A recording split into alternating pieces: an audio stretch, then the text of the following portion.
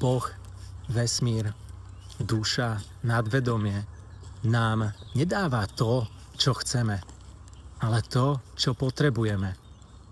No a vesmír nám vždy potvrdí to, čo si o sebe myslíme.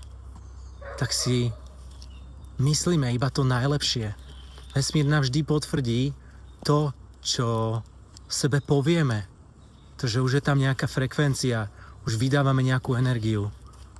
No a vesmír nám aj rozpráva o nás to, čo si myslíme alebo hovoríme o iných, pretože práve to nám tí iní zrkadlia.